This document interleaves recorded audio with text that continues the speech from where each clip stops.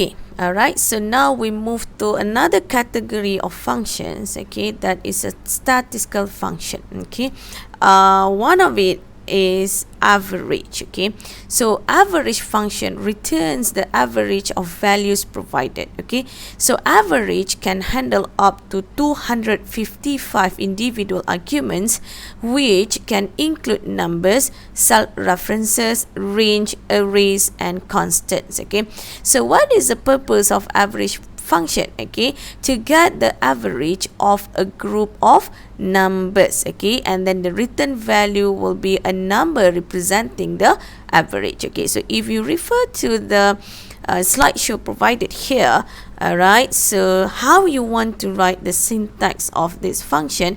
Okay, you start with an equal sign, the name of the function is average. Okay, and then inside the parentheses you follow with an argument. Okay, so argument 1, argument 2, and so on. Okay, so argument 1, okay, is a number or cell reference that refers to the numeric values, while argument, okay, starting from argument number 2, okay, is an optional. Okay, so you need to insert a number or cell reference that refers to the numeric values. Okay, so now, okay, with these examples here in our worksheet here, okay, I want to show it to you how we want to calculate, okay, the average days in transit.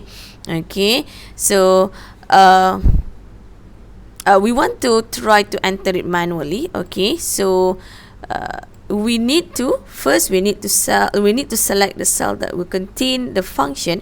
Okay, so in our example here we will select cell B19. Okay, so and then you type equal sign. Okay, so what is the name of function that we want to use? Average. Okay, and then open parenthesis. Okay, the number 1, okay, will be, okay, H3. Okay, hold the mouse, okay, and then you drag until H12, and then you close the parentheses, and then you click enter. So they will calculate the average days, okay, all of these items, okay, in transit. Okay, so this is, okay, one way is a manual. Okay, so if you move to the next worksheet, okay, functions, where is a cookie sales. Okay, so I want to show it to you again, okay, how we want to use auto sum. Okay, so we want to calculate the average units sold, okay, by this troop. Okay, so here first you select the cells that will contain the functions. Okay, so in example here we will select cell C10.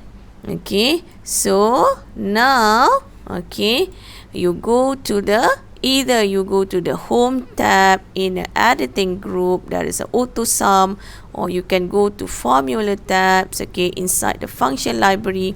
Also there is a button auto sum. Okay, so example, I just want to use in this place. Okay, you click the drop down menu and then you choose average. Okay, so automatically they will select from C3 until C9. Okay, so when you agree about it, you just simply can press enter on your keyboard, and then they will calculate, okay, the average unit, the average, okay, and the average number of units sold by each troops. Okay.